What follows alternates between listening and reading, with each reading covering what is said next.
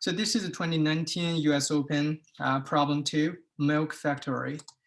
And by the way, Q1, Q2, go ahead to my class, basic server, basic bronze.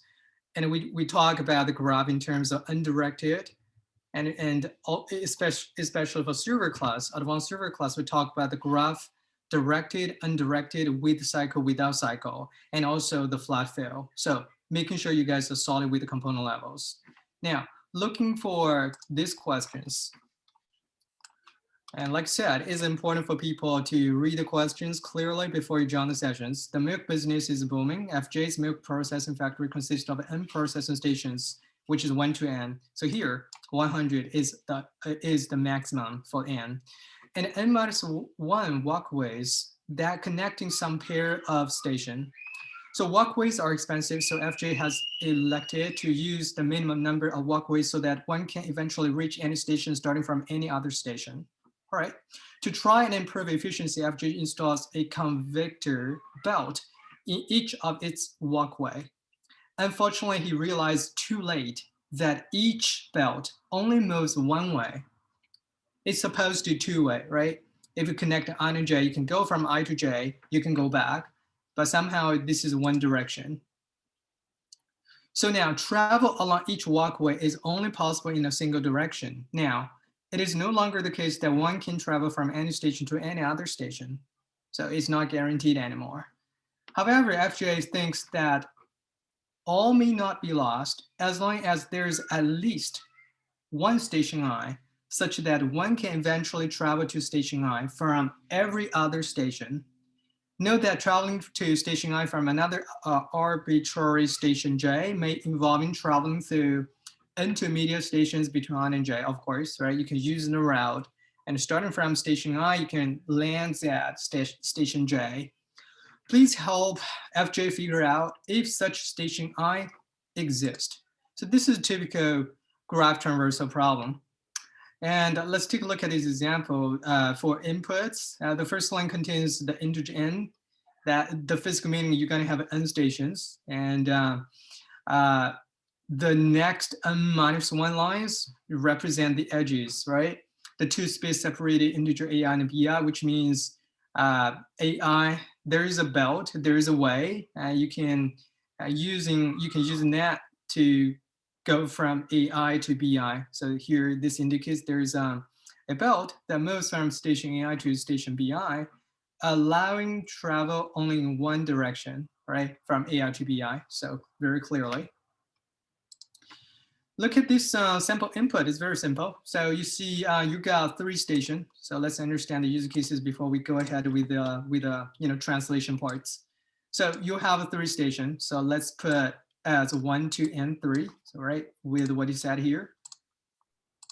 So 1, 2, and 3. And since this is a single direction, so 1, 2 means go from 1 to 2, and 3, 2, which means from 3 to 2. So the success criteria is whether or not there exists a station where you can get to there from all other stations.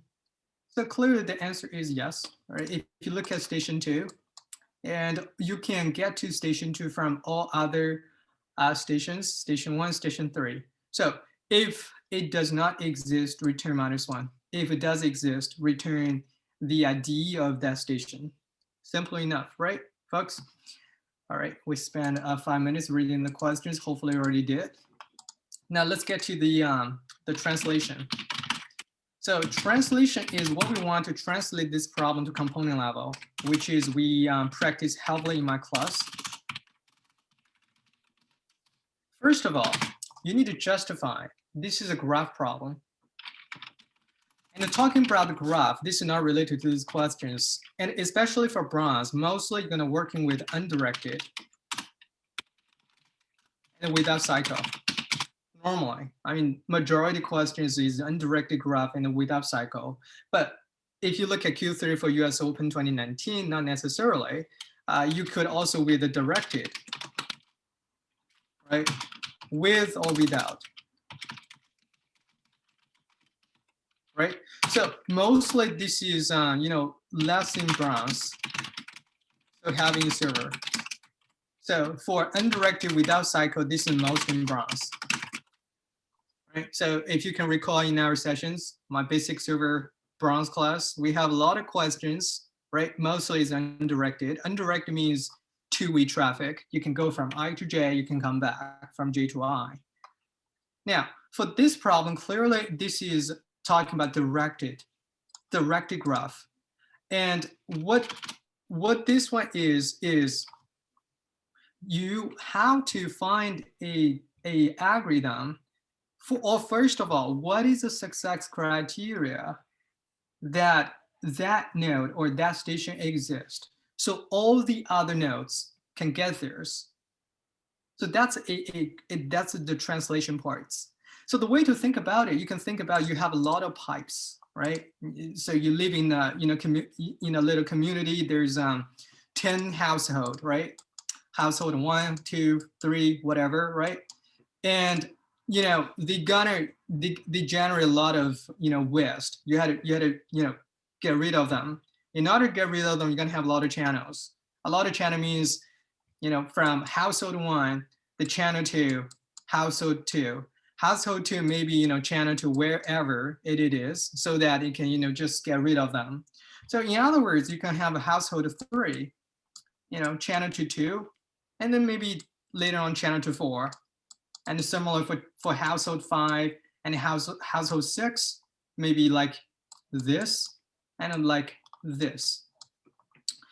You see that station exists. If you can generate some structure like this, that is, there is a single point, which you can think about, that's going to be the end point, that it can, for all other nodes, can use in the route, get to theirs. And there's no other possibility. For example, if you have the node 4, for this node, if this guy have the outer edge, for example, to whatever, I, then the answer gonna be the I, right? Correct?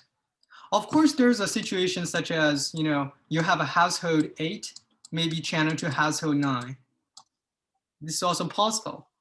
So what you have to do to figure out that node, specifically for the example I just showed, that exists, you have to use in DFS, starting from each household. I'm talking brute force. Starting from each household and a DFS to reach the end node. For example, you're starting with the first household. Of course, you can use the station for the context of the questions. Starting from station 1, DFS using all the route, because this is single direction, all the route get to the points where it does not have any outer edges. No outer edges, which means there's no neighbors for this node I to reach to, right? So if you start DFS, start from household 1 and figure out, you know what, this guy gonna end at I, well, good. And then starting with household 5, DFS, and all the way chasing down to I, so on and so forth. So pretty much I think I make my points. That is starting from each household, each station, DFS to reach to the endpoint, the end node.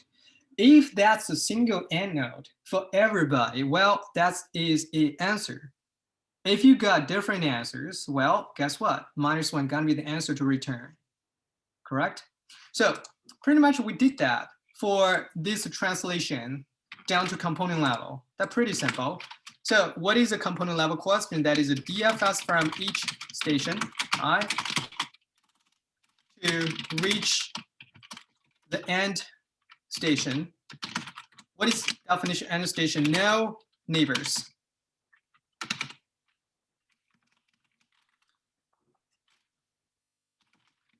And track whether same end station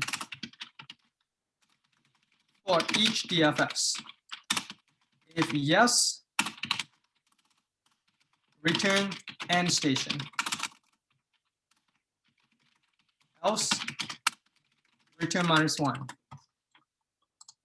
That makes sense, folks? So that's what I'm saying. You had to be very solid with the component levels. And for my students, if you get down to this level, the rest are just literally washing the bottles. But you have to making sure you can translate the problem well to component level. Any questions so far? So with that being said, so I think pretty much we can code it out for these questions.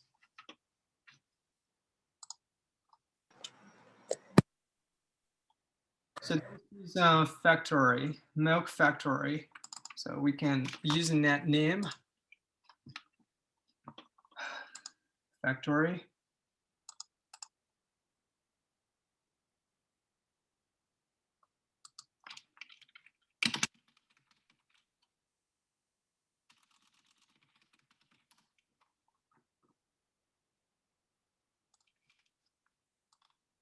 All right, this is read inputs and output protocols. So which is you can just copy and get to here, right? And put making sure you input everybody. So just save the time because we don't want to come back in inputs. Alrighty, so here it is. So we're gonna record input. First is how many stations, right? And what else? The other is gonna the edges. Well, we all know that. So the best candidate is gonna be adjacent list. Represent the directed graph. So this one, just go ahead with the list. So graph.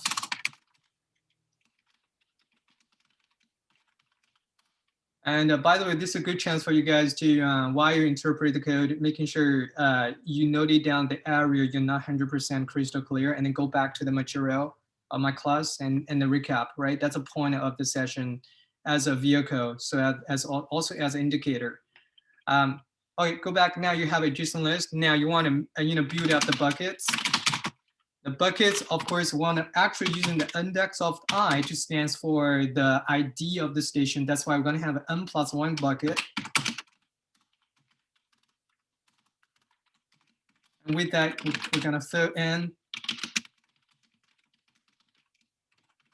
All right, so pretty much with our JSON list, you could represent the edges. So you have n-1 edges, right? So I from 1 and I less than n. And I plus plus. All right. So with that, pretty much you want to note 1, right?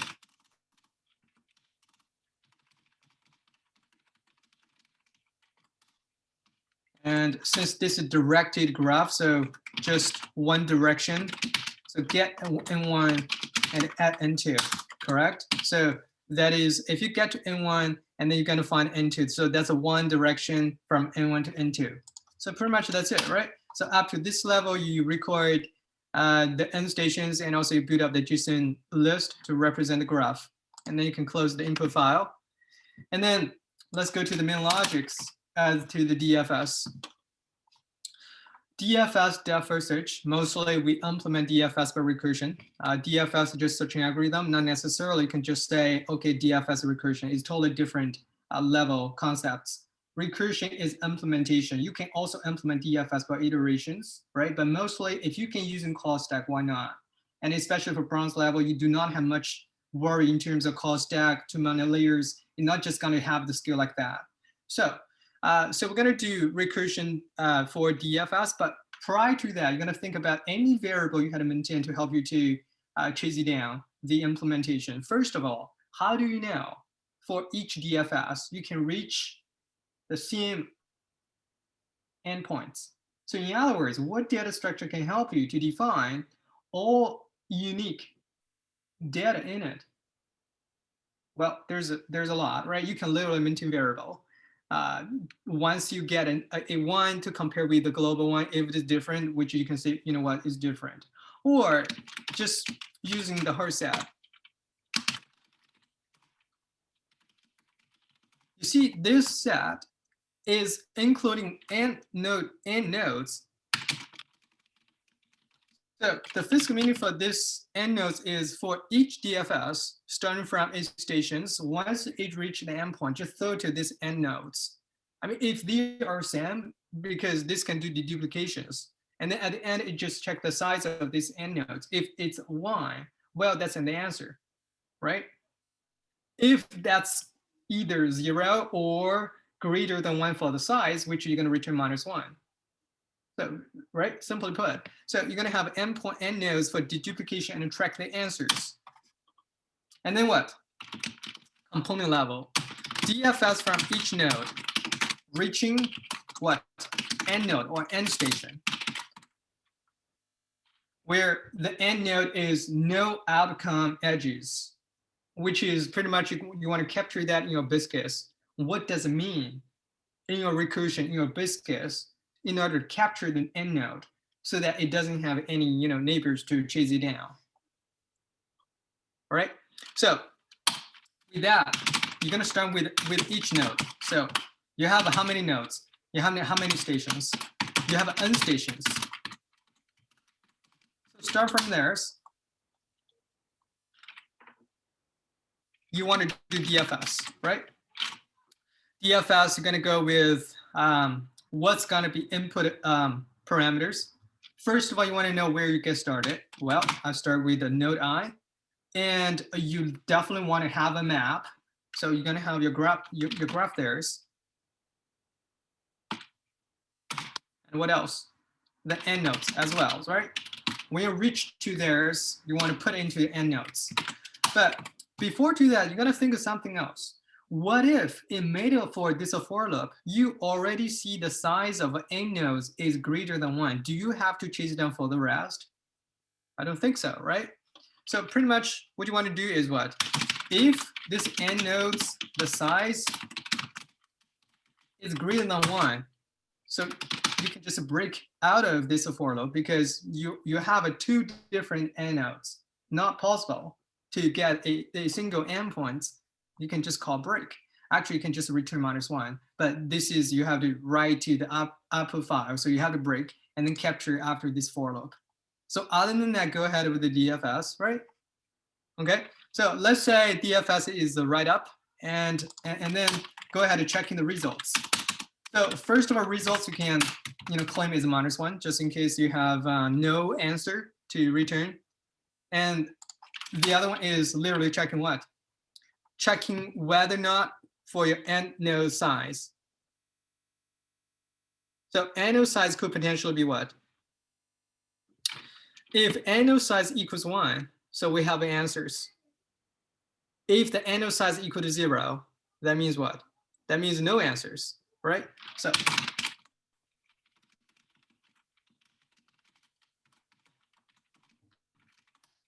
and in order to get that node out of the set, hard set, you know that the set already implement the iteratable. You can use them for each loop, which you cannot use that for your harsh map because map interface does not implement the iteratable. You have to creating a view for the entry set, right? I explained that from design perspective. I do believe we have one session from a lunch break. We talked about that also. So for this one, you just for each, int node, and then what? And the end nodes. Since you only have one data, right? So results gonna equals that node. And then you're gonna write that result into your output file. So let's also clean it up a little bit. Your input is gonna be factory, this is gonna be factory out. And that's it, right? And then let's write up the DFS.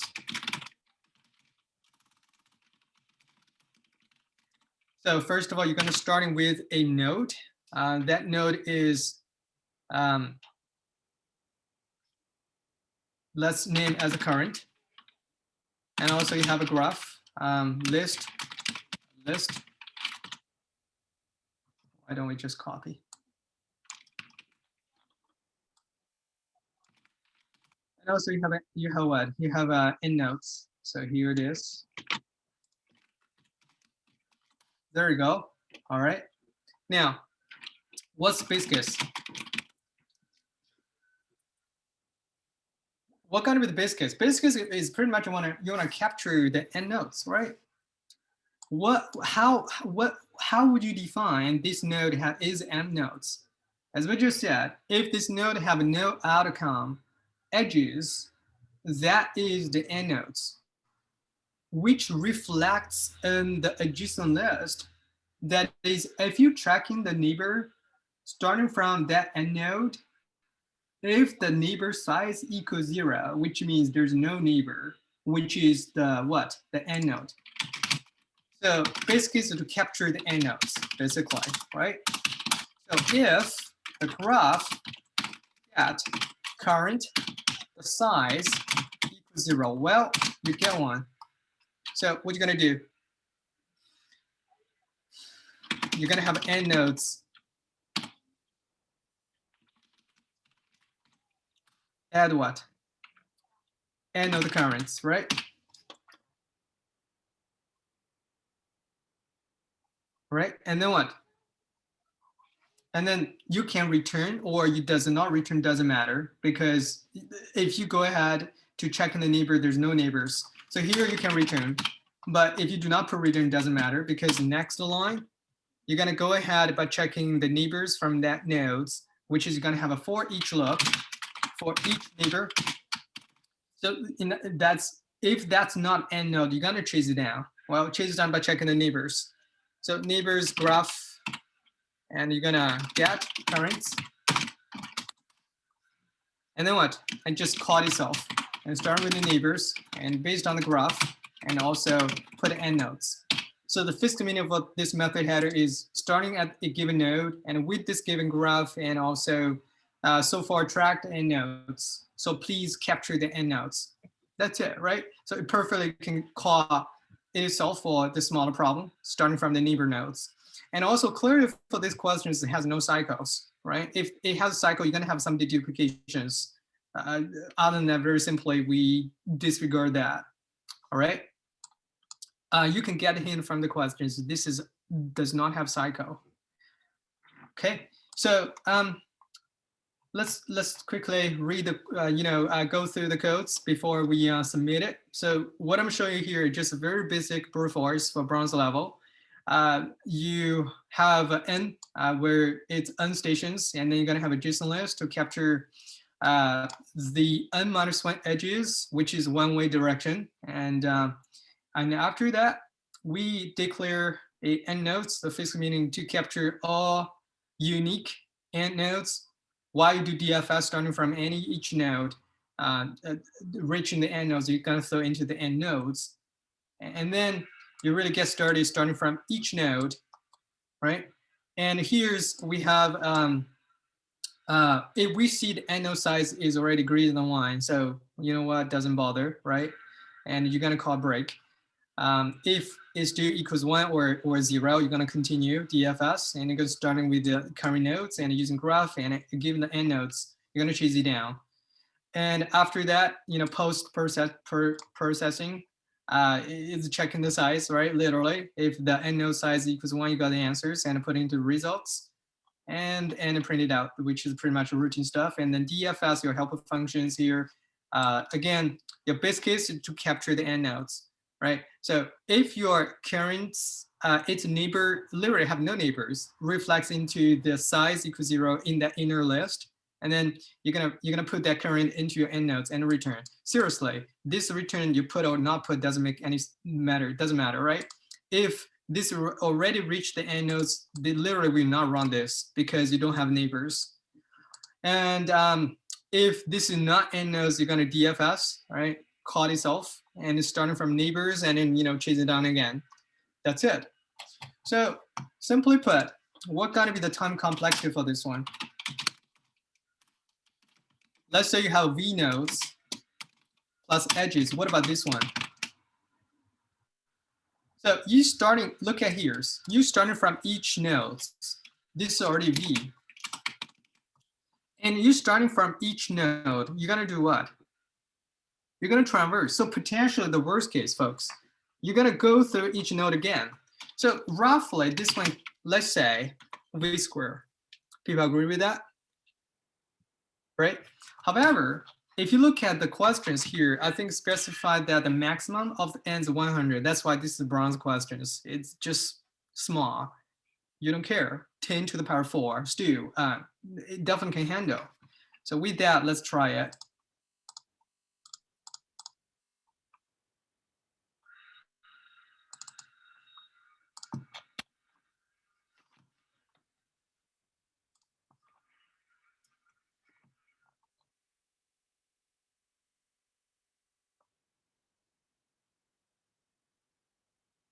All right.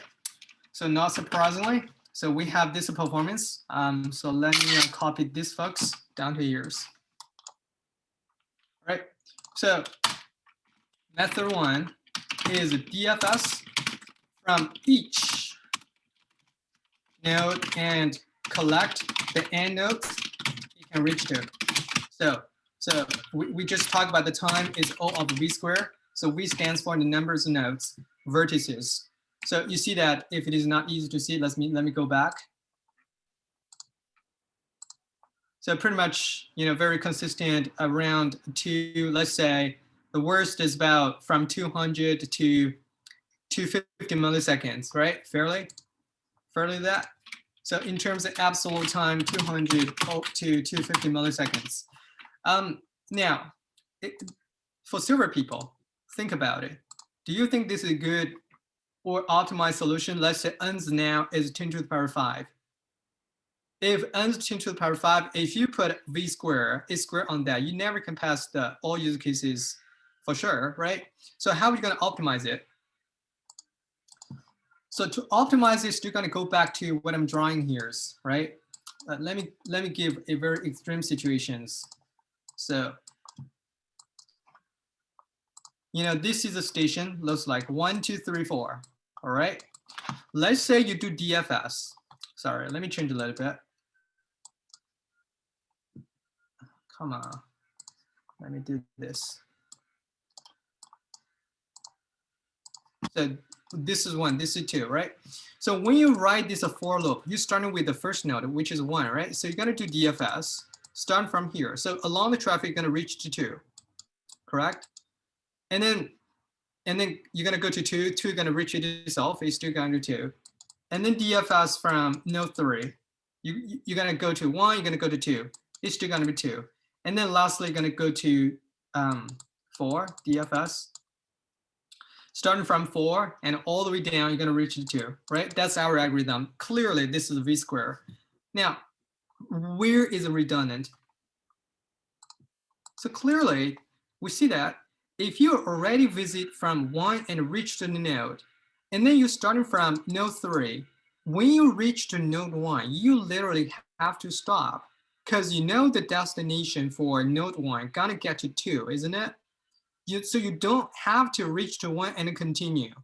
So redundant is that once you hit a visiting node, you can literally stop because that end nodes already be captured and put into the end nodes, right? People agree with that? So method 2, record visiting nodes in prior DFS converso, right? And once it reach visited nodes in new DFS, stop. Right? What is going to be the time then, people? What is going to be the time? What going to be the reason why we're using that? It's going to be O of V. Because you just visit each node and most once. Because once you reach the visit node, you stop. Now the time is going to reduce to O of N, O of V. So that's mostly for server. When the user case is bump up to 10 to the power 5, you have to use a method 2. All right. With that being said, I want server people to deliver me the method 2.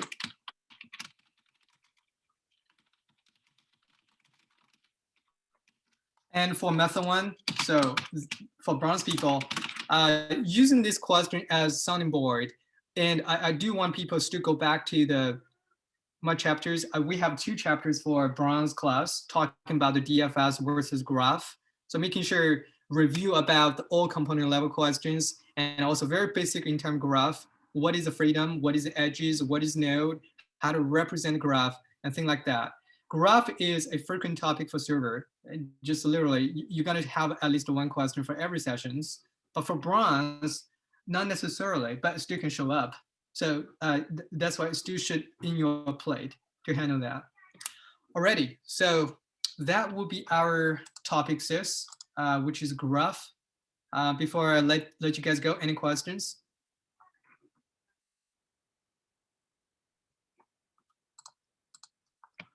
Alrighty, folks, if no questions, that's another sessions. And next week is a Thanksgiving week. We're gonna skip, and then we're gonna pick it up after Thanksgiving week. So that one gonna be our last sessions, which is the end of November. All right, folks. With that being said, please continue practicing. Do please practicing, do not cramp. It doesn't work. All right, folks, good luck.